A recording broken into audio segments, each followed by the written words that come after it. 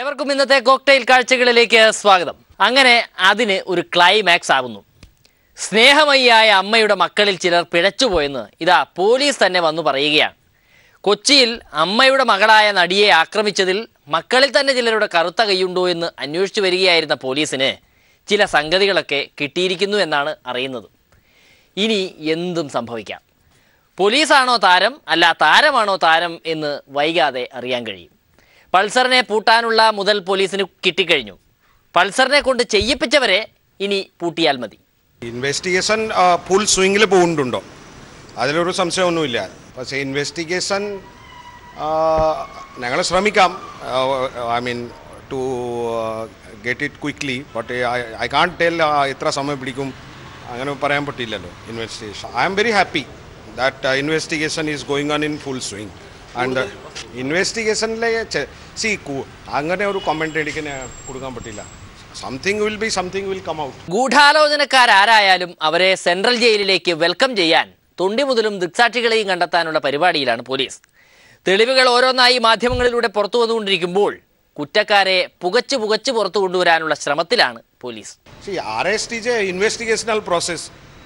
Investigation requirement ഉണ്ടെങ്കിൽ arrest ചെയ്യാം. ഇപ്പോൾ റിക്വയർമെൻറ്റ് ഉണ്ടെങ്കിൽ മാത്രം അറസ്റ്റ് ചെയ്യണമല്ലോ. അത് വെറുതെ പോയി actually you can't go and just pick up people. That's not done. ആ ടീമിലെ ഇൻവെസ്റ്റിഗേഷൻ അറിയുന്ന ആൾക്കാർ തന്നെയാണ്. They sit together, they decide these things and this is to be done in the best way. അത് നമുക്ക് കേസ് തെളിയിക്കാൻ വേണ്ടിയിട്ട് that they are doing. The thing is that the investigation is going on full swing. പൾസറിനെ അറിയില്ലെന്ന് പറഞ്ഞ ദിലീപിന്റെ ചിരിച്ചുകൊണ്ടു നിൽക്കുന്ന ഫോട്ടോകളിൽ ഒളിച്ചിരുന്ന Pulsar ഇപ്പോൾ നടന് പണിയാവുകയാണ്. ജയിലിലിരുന്ന് ദിലീപിനെ ഉൾപ്പെടെ 4 പേരെ ഈ വിദ്വാൻ വിളിച്ചുവത്രേ. കഥയിൽ ഇനിയും എന്തെങ്കിലും ട്വിസ്റ്റ് ഉണ്ടാവുമോ എന്ന് കാത്തിരുന്ന് കാണാം. നടിയെ ആക്രമിച്ച കേസുമായി ബന്ധപ്പെട്ട ദുരൂഹതകൾ വർദ്ധിച്ചു വരികയാണ്. ഇതേ സംബന്ധിച്ചുള്ള യഥാർത്ഥ വിവരങ്ങൾ ജനങ്ങളെ ബോധ്യപ്പെടുത്താൻ ഗവൺമെന്റിന് ഉത്തരവാദിത്തമുണ്ട്, പോലീസിന് ഉത്തരവാദിത്തമുണ്ട്. തുടക്കം മുതൽ തന്നെ ഈ കേസ് പാളിപ്പോയതിന്റെ ഉത്തരവാദിത്തം ഗവൺമെന്റിനും മുഖ്യമന്ത്രിക്കുമാണ്. ആൺമക്കളെ മാത്രം ഇഷ്ടപ്പെടുന്ന അമ്മയെ രാഷ്ട്രീയ നേതാക്കൾ വെറുത്തു തുടങ്ങിയിട്ടുണ്ട്. അമ്മയെ അച്ഛനാക്കാനുള്ള നടപടികളാണ് ഇനി സർക്കാർ എടുക്കേണ്ടതെന്നാണ് ഹസൻ ജി പറയുന്നത്. നടി ആക്രമിക്കപ്പെട്ട സംഭവത്തിൽ ഒരു കാര്യം ശരിയാ. ഈ അമ്മയുടെ യോഗം കൂടുമ്പോൾ തീർച്ചയായിട്ടും മാധ്യമപ്രവർത്തകർ ചോദിക്കുന്ന സംശയങ്ങൾക്ക് മറുപടി കൊടുക്കാൻ ഈ പ്രമുഖ നടന്മാർക്ക് ഉത്തരവാദിത്വമില്ലേ? അമ്മ എന്ന സംഘടനയ്ക്ക് പേര് മാറ്റണം, അതിന് അച്ഛൻ എന്ന് പേരിടണം. കാരണം ഇത് അമ്മമാരുടെ സംഘടനയല്ല, സ്ത്രീകളുടെ പ്രശ്നങ്ങൾ ചർച്ച ചെയ്തിട്ടില്ല. അമ്മ എന്ന പേരിന് അവർക്ക് അർഹത ഉണ്ടാവണമെങ്കിൽ നടിക്കുണ്ടായ ഈ പ്രയാസത്തെക്കുറിച്ച് അവിടെ ചർച്ച ചെയ്യണ്ടേ? ഈ സിനിമയിലെ താരാധിപത്യം പോലെ അമ്മയിൽ ഇപ്പോൾ പുരുഷാധിപത്യമാണ്. അതുകൊണ്ട് അവരുടെ മറുപടി വാസ്തവത്തിൽ ദുരൂഹതകൾ ഉണ്ടാക്കും. ഇതിനിടയിൽ പാവം ഗണേഷ് കുമാറിനെ നമ്മളെല്ലാവരും വെറുതെ സംശയിച്ചു. അമ്മയുടെ വാർത്താ സമ്മേളനത്തിൽ അങ്കക്കലി കൊണ്ടുപോയ ഗണേഷ് കുമാർ ആയിരുന്നില്ല അമ്മയുടെ യോഗത്തിന് മുമ്പത്തെ ഗണേഷ് കുമാർ. യോഗത്തിന് മുന്നേ അമ്മയെ പിരിച്ചുവിടണം എന്നാവശ്യപ്പെട്ട് പ്രസിഡന്റിന് ഗണേഷ് കുമാർ അയച്ച കത്ത് പുറത്തായി. ഇതേ ഗണേഷ് കുമാർ തന്നെ സംഘടനയെ ആര് വിചാരിച്ചാലും പിളർക്കാൻ കഴിയില്ലെന്ന് വാർത്താ സമ്മേളനത്തിൽ പറയുകയും ചെയ്തു. ശരിക്കും ഇതിലേതാണ് യഥാർത്ഥ ഗണേഷ് കുമാർ? അല്ല, അതിനെക്കുറിച്ച് എനിക്കുണ്ടായിരുന്ന സംശയം ഞാൻ കത്തിലൂടെ ചോദിച്ചു. ശ്രീ ഇന്നസെൻ്റ് അതിനെക്കുറിച്ച് എക്സിക്യൂട്ടീവ് മീറ്റിങ്ങിൽ വിശദീകരിച്ചു. ആ കത്തിൽ പറഞ്ഞിരുന്ന എല്ലാ കാര്യങ്ങളെക്കുറിച്ചും വിശദമായ ചർച്ച അമ്മയുടെ എക്സിക്യൂട്ടീവ് കമ്മിറ്റിയിലുണ്ടായി. അതിൻ്റെ അടിസ്ഥാനത്തിൽ അതിൻ്റെ വിശദീകരണങ്ങൾ അവരെനിക്ക് തന്നു. അതിനുള്ള പ്രശ്നങ്ങൾ പരിഹരിച്ചു കഴിഞ്ഞാൽ അത് കഴിഞ്ഞൊരു പ്രസക്തിയില്ല. ആ കത്ത് എക്സിക്യൂട്ടീവ് കമ്മിറ്റിയിൽ ആരോ പുറത്തു വിട്ടിരിക്കുകയാണ്. അത് എല്ലാം ഒളിച്ചു വെച്ച കത്തല്ല, പ്രസിഡന്റിനും എക്സിക്യൂട്ടീവ് കമ്മിറ്റി അംഗങ്ങൾക്കും ഞാൻ അയച്ചു കൊടുത്ത കത്താണ്.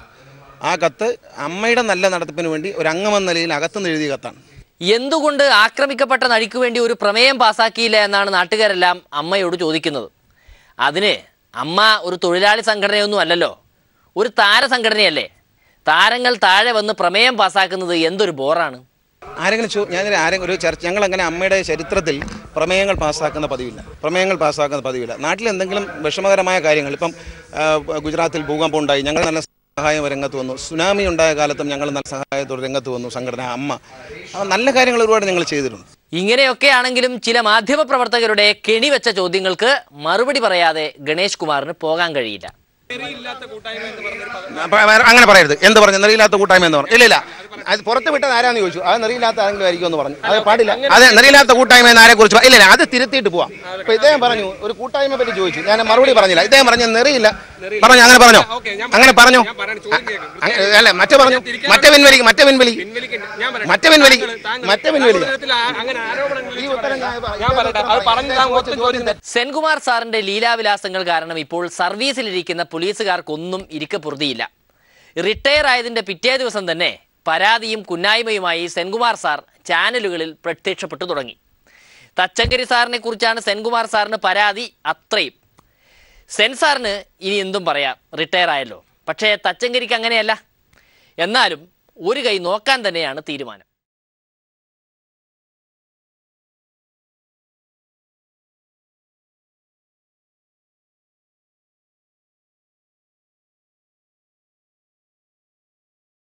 കസേരയില്ലാത്ത പോലീസുകാരന് പുല്ലുവിലയാണെന്ന് സെൻകുമാർ സാറിന് മനസ്സിലായിട്ടില്ലെങ്കിലും തനിക്കത് മനസ്സിലായിട്ടുണ്ടെന്നാണ് തച്ചങ്കരി സാർ പറയുന്നത്. പിന്നെ കുറച്ച് ഉപദേശവും. നാളെ അല്ലാതാകുന്ന അവസരത്തിലല്ലേ ഇപ്പോൾ നിങ്ങൾ എന്നെ ഇവിടെ വിളിച്ചത് എന്തുകൊണ്ടാ? ഞാൻ ADGP ഹെഡ്ക്വാർട്ടർ ആയതുകൊണ്ട്. ആ കസേരയിൽ നിന്ന് മാറിപ്പോയാൽ ഇപ്പൊ ആര് പറഞ്ഞവരാലും എന്നെ വിളിക്കുന്നില്ല. ഞാൻ കോസ്റ്റൽ ADGP ആണെ വിളിക്കുന്നില്ല. എനിക്കും അറിയാൻ പറ്റും. അപ്പൊ നാളെ ഞാൻ മാറുന്ന രംഗത്തെ കുറിച്ച് എനിക്ക് ഇപ്പോഴേ അറിയാം. അപ്പോൾ ആ ബോധ്യമുണ്ടാവും. ഇങ്ങനെ മാറുന്നതിന് ശേഷം ഞാൻ പറയും, അയ്യോ ഈ പോലീസുകാരെല്ലാം പ്രശ്നക്കാരെ പിരിച്ചു അങ്ങനെ ഇങ്ങനെയാണ് എല്ലാം ഞാൻ വിജയിക്കുക. അപ്പൊ ഉള്ളപ്പോ പറയാം, ഇപ്പോഴത്തെ പുതിയൊരു ട്രെൻഡാണ്. ഞാൻ കണ്ടിട്ടുണ്ട് ഒന്നുണ്ട് ന്യായാലയന്മാർ റിട്ടയർ ചെയ്തതിന് പറയാം, ഈ കോടതികളൊക്കെ വെറും മോശം, ഇതൊക്കെ ഇടിച്ചു പൊളിച്ചതാണ്, കയ്യടി എല്ലാവരും. അപ്പൊ ഞങ്ങൾ നീ തലേദിവസം വരെ അവിടെ ന്യായാലയത്തിനായിരുന്നല്ലോ, എന്താണെന്ന് പറയാനുണ്ട്? അത് പറയുന്നില്ല. അപ്പൊ ഇതൊക്കെ ഒരു സ്റ്റൈലാ. ഏതാ പുതിയ സ്റ്റൈല്, പുസ്തകം എടുത്ത ഇങ്ങനത്തെ ഡയലോഗുകൾ. പക്ഷെ ഇതൊക്കെ താൽക്കാലികമാണ്. പച്ചയില പഴുത്ത് നിലത്ത് വീഴുന്നു. ആദ്യത്തെ ദിവസങ്ങളിൽ അത് മഞ്ഞ നിറമുണ്ട്. പിന്നെ അതിൽ അണുക്കൾ കയറും, ജീർണിക്കും, മണ്ണോടറിയും. ഇതൊരു പ്രപഞ്ച തത്വമാണ്. ഈ തത്വത്തിൽ നമുക്ക് വിശ്വസിച്ചേ പറ്റും. അതുകൊണ്ട് നമ്മൾ ഒരിക്കലും നമുക്കന്നം തരുന്ന നമ്മുടെ സേനയെ നമ്മളാകുന്ന രീതിയിൽ വാക്കുകൊണ്ടോ പ്രവർത്തികൾ കൊണ്ടോ ചിന്തകൾ കൊണ്ടോ ഭാവനകൾ കൊണ്ടോ പോലും അപജയപ്പെടുത്തുവാൻ അനുവദിക്കരുതേ. എന്റെ പ്രിയ സുഹൃത്തുക്കളെ, എനിക്ക് നിങ്ങളോട് അതേ പറയാനുള്ളൂ. കയ്യടി കിട്ടാനായി പലതും ചെയ്യുമ്പോഴും പിന്നീട് കയ്യടി കിട്ടുന്ന പരിപാടിയാണെന്ന് സെൻ സാർ മനസ്സിലാക്കിയില്ലെന്നും പറയുന്നു തച്ചങ്കരി. താൽക്കാലികമായി കിട്ടുന്ന കയ്യടികൾക്ക് വേണ്ടിയോ അങ്ങനെ കിട്ടുന്ന മാനസിക സംതൃപ്തി കൊണ്ടോ നമ്മളെ നമ്മളാക്കിയ നമ്മുടെ സേനയെ തകർക്കരുത്. നമ്മളിൽ പല ഭയങ്കരമായിട്ടുള്ള പ്രശ്നങ്ങളുണ്ട്. മാറിയ സാഹചര്യത്തില്, മാധ്യമങ്ങളുടെ വരവില് ഓരോ ഫ്രെയിമുകളും ഒരിക്കൽ സൃഷ്ടിക്കപ്പെട്ടാൽ ഒരിക്കലും മായാത്ത രീതിയിൽ അവസാനിക്കാത്ത രീതിയിൽ അന്തരീക്ഷത്തിൽ അലയുകയാണ്. നമ്മൾക്കെതിരായി തെളിവുകൾ കൊണ്ടുവരാൻ വളരെ എളുപ്പമാണ്. അതനുസരിച്ചുള്ള നിയമവ്യവസ്ഥയിലുള്ള ഒരു മാറ്റം പോലീസ് ആക്ടിലും നമ്മുടെ ജീവിതത്തിലും വന്നിട്ടില്ല. ഇനി തച്ചങ്കരി സാറിന്റെ കീഴിലുള്ള ഉദ്യോഗസ്ഥരെങ്കിലും കേട്ടുപഠിക്കേണ്ട കാര്യമുണ്ട്. എളിമ. അത് എങ്ങനെ കാണിക്കണം? എന്റെ പോലെ കഴിവ്, എന്റെ പോലെ അറിവ്, എന്റെ പോലെ എല്ലാം ഉള്ളവനാണ്. But for faith he become busy, I become busy. സാഹചര്യങ്ങളുടെ പ്രത്യേകത കൊണ്ട് എനിക്കിത് കിട്ടി എന്നതുകൊണ്ട് പിറ്റേ ദിവസം മുതൽ ഞാൻ ഇങ്ങനെ പോസായി എല്ലാവരെയും വിളിച്ചു പാടില്ല. എളിമ. ഉദ്യോഗസ്ഥർക്ക് അധികാരം കൂടുതൽ കയ്യിലുള്ളവൻ ഏറ്റവും വേണ്ട ആയുധമാണ് എളിമ. ഇനി ഒരു കാര്യം കൂടി പറഞ്ഞുകൊള്ളട്ടെ. ഇതൊന്നും സെൻകുമാർ സാറിനെ കുറിച്ച് പറഞ്ഞതല്ലെന്ന് പറയാനും പറഞ്ഞു തച്ചങ്കരി. ഞാൻ ഈ പറഞ്ഞ പ്രസംഗത്തിന് ഞങ്ങളുടെ നാട്ടിലൊക്കെ സിനിമ ഇറങ്ങുമ്പോൾ പറയും, ഇതിലെ കഥകളും കഥാപാത്രങ്ങളും സാങ്കല്പികമാണ്.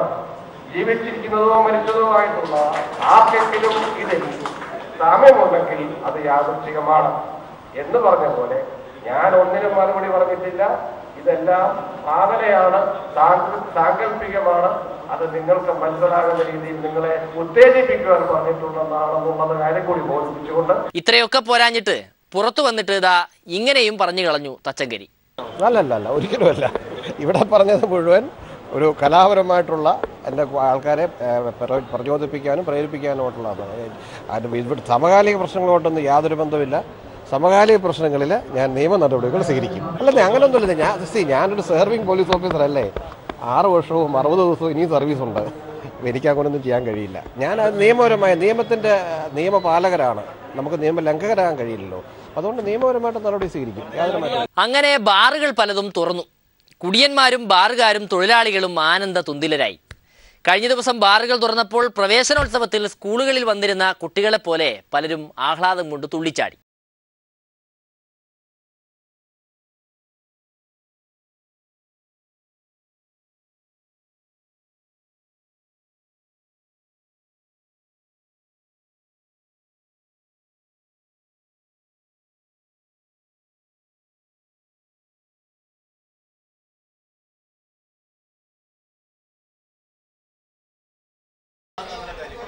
കാര്യമെന്ന് വെച്ചാൽ പ്രത്യേകിച്ചായിട്ട് കുടിക്കാൻ സ്ഥലം അന്വേഷിക്കേണ്ട, കുപ്പി അന്വേഷിക്കേണ്ട, വെള്ളം അന്വേഷിക്കേണ്ട.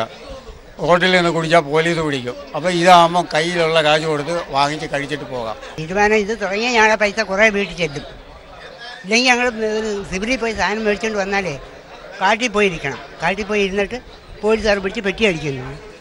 കുടിക്കാൻ സ്ഥലം ഇതാപ്പം സ്വസ്ഥമായിട്ട് കുറച്ച് പൈസ പോകും. ഇപ്പം ഞാൻ ഒരു 60 മേടിച്ചു, എനിക്ക് 60 രൂപയായുള്ളൂ. മറ്റേ എത്ര രൂപ?